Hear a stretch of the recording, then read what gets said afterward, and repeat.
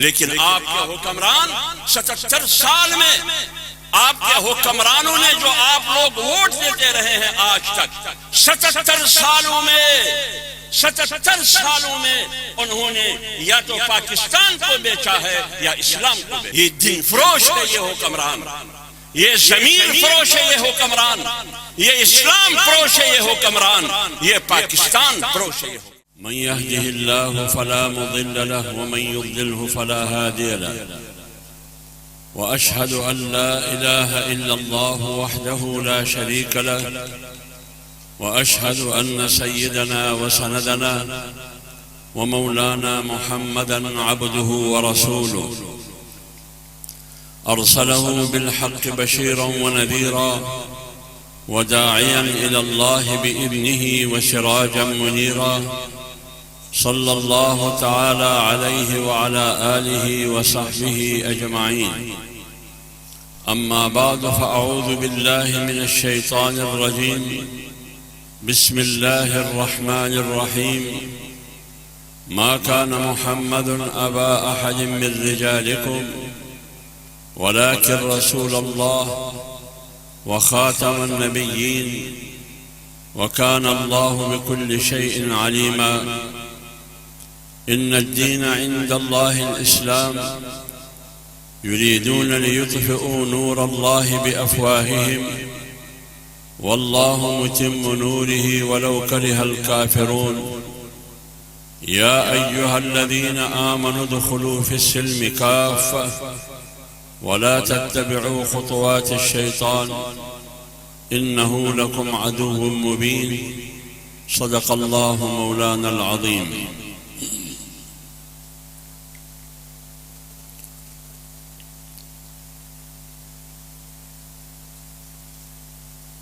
تحفظ ختم نبوت کانفرنس کے قابل قدر صدر سٹیج پر تشریف فرما عالمی مجلس تحفظ ختم نبوت کے اکابرین مولانا ناصر حسین صاحب، مولانا ظفر اللہ صاحب، مبلغ ختم نبوت لاڑکانہ مولانا نعیم اللہ صاحب، جمعیت علماء اسلام کے امیر ڈاکٹر عبدالغنی انصاری صاحب اور جناب حاجی عبدالواحد خان صاحب اور دیگر منتظمین کانفرنس، ان تمام دوستوں کا تہ دل سے شکریہ ادا کرتا ہوں کہ آج کے اس عظیم الشان کانفرنس میں مجھ ناچیز کو دعوت دے کر عزت بخشی. اللہ تعالی عالمی مجلس تحفظ ختم نبوت کے منتظمین کی اس محنت کو، اس کاوش اور جدوجہد کو اپنے دربار میں قبول فرمائے. ختم نبوت کا عقیدہ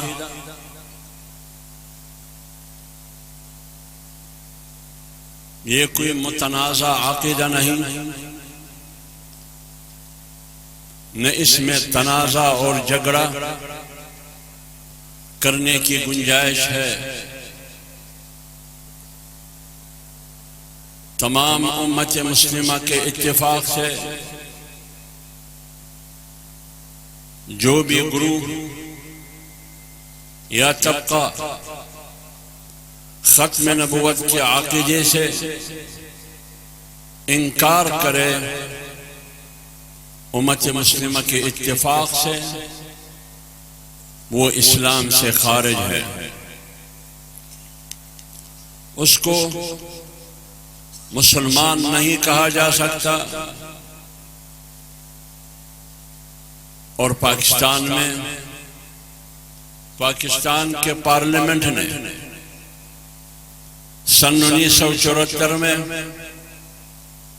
یہ فیصلہ دیا ہے، حضرت مولانا مفتی محمود رحمت اللہ علیہ کی قیادت میں 8 علماء یا 9 علماء کی موجودگی میں،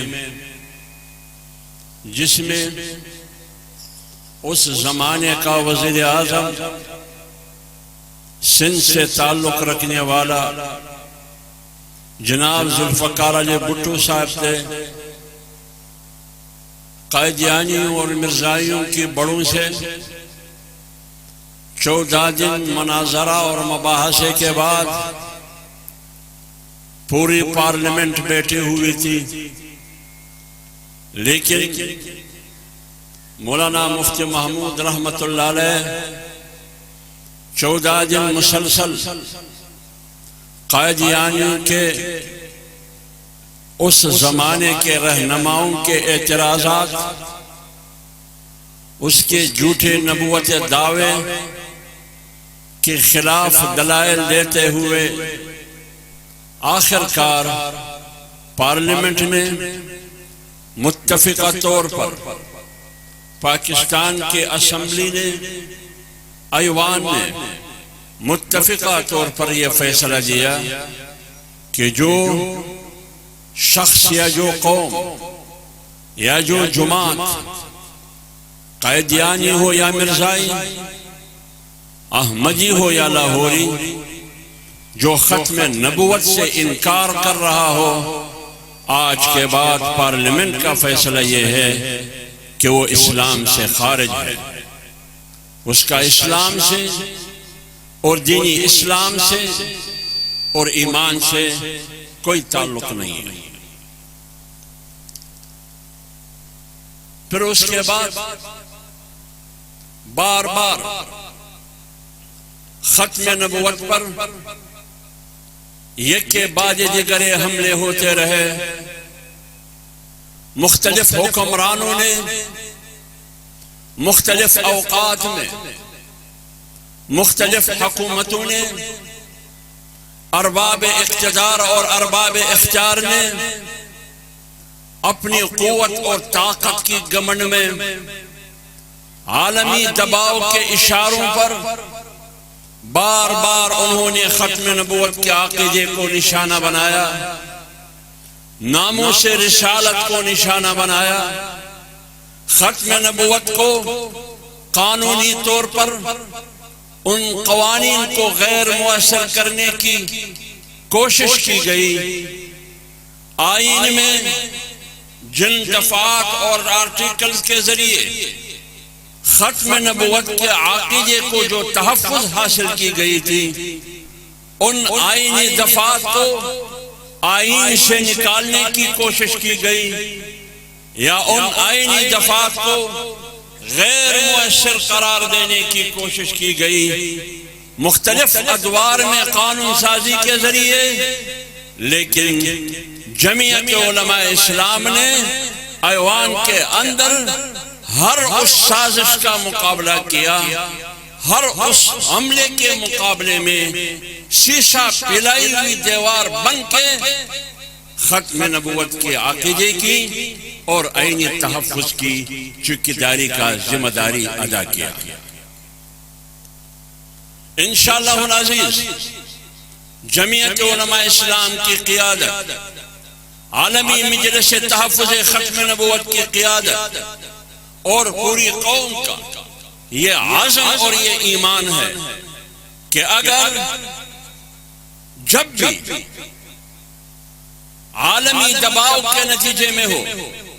یا پاکستان کی سرکاری مشینری کی طاقت کی چھتری کے نیچے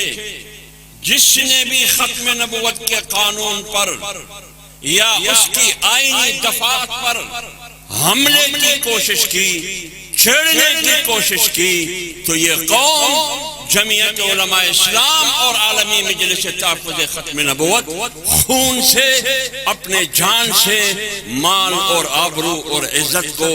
داؤ پر لگا کر ختم نبوت کے عقیدے کی چوکیداری کریں گے۔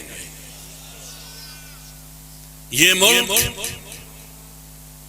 نہ IMF کے لیے بنا ہے، یہ ملک FATF کے لیے نہیں بنا، یہ ملک عالمی قوتوں کے لیے نہیں بنا۔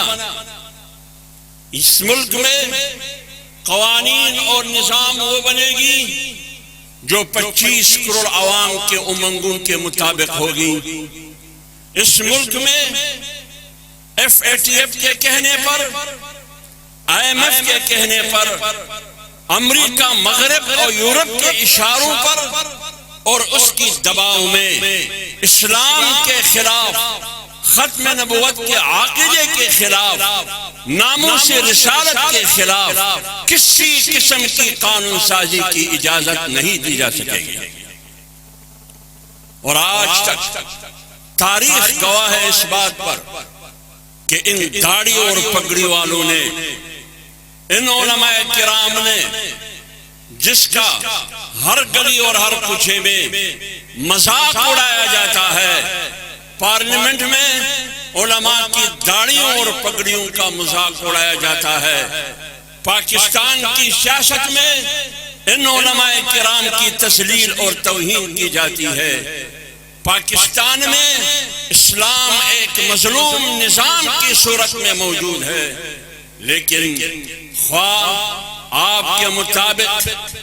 میری عزت ہے یا نہیں ہے، آپ مجھے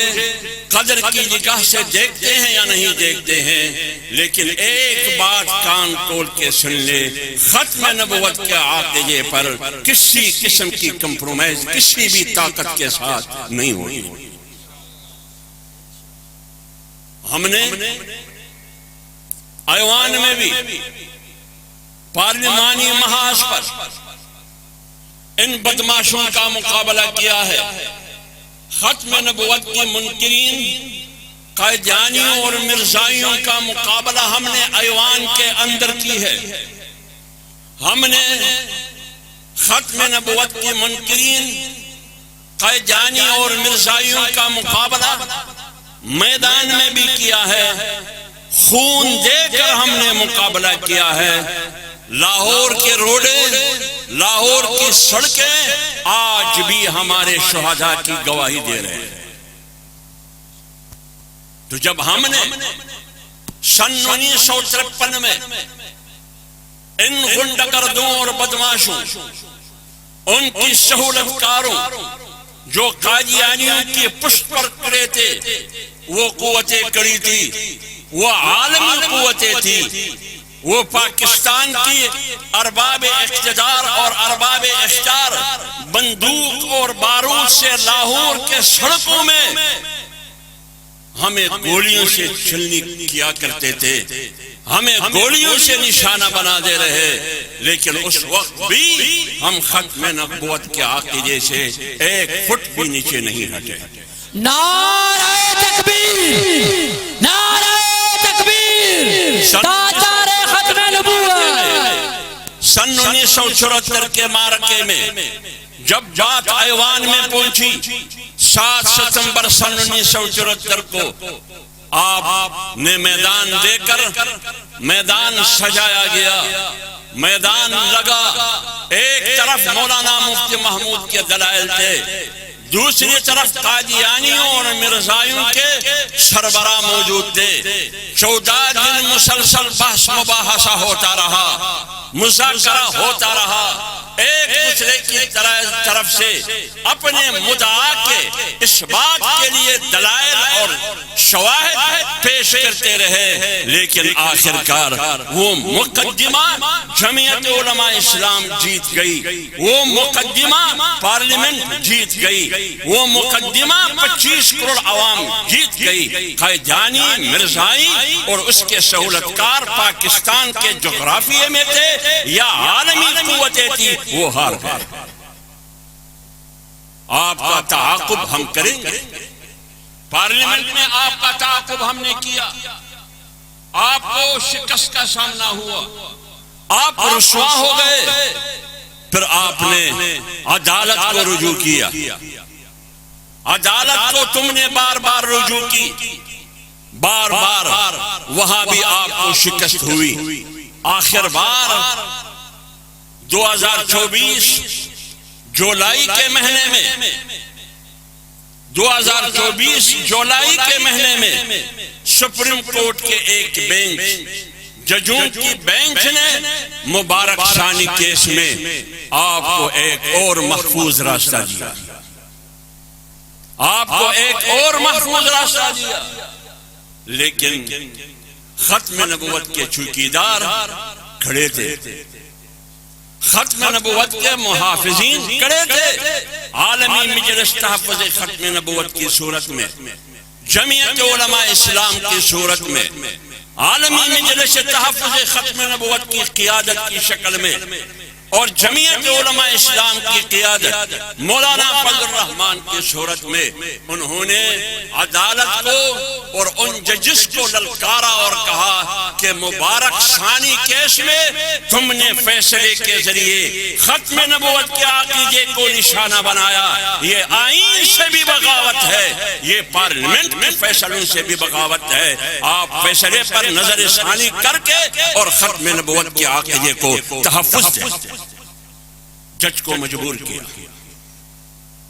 اس بینچ کو مجبور کیا، 72 سال کی عمر میں، 72 سال کی عمر میں مولانا فضل الرحمان کبھی بھی عدالت کو پیش نہیں ہوئے، نہ کرپشن کے کیس میں پیش ہوئے، نہ چوری کے کیس میں پیش ہوئے، نہ قانون اور آئین توڑنے کے کیس میں پیش ہوئے، نہ کسی قتل اور ڈکیتی کے کیس میں پیش ہوئے، نہ بددیانتی اور خیانت کے کیس میں کبھی پیش ہوئے۔ 72 سال بعد جب وہ عدالت پیش ہوئے تو ختم نبوت کے چوکیدار کی حیثیت سے عدالت کے کٹہرے میں کھڑے ہو کر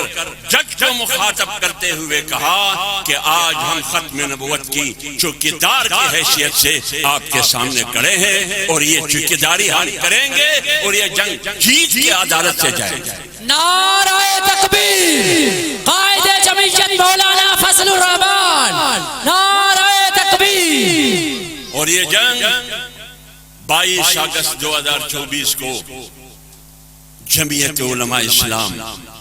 عالمی مجلس تحفظ ختم نبوت کے قائدین حضرت مولانا مفتی محمد تقی عثمانی صاحب اور دیگر علماء کرام 25 کروڑ عوام کی نمائندگی کرتے ہوئے،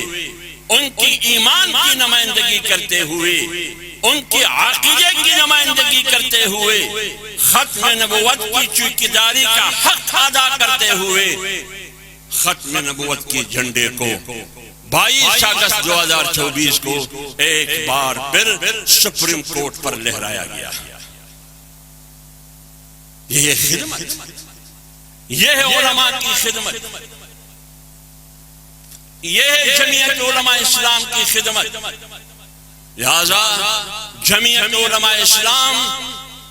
ختم نبوت کی تحفظ کی جنگ لڑے گی، ماضی کی طرح یہ جنگ لڑے گی، ناموس رسالت کی تحفظ کی جنگ لڑے گی،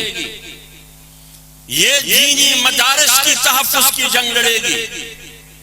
جمعیت علماء اسلام اس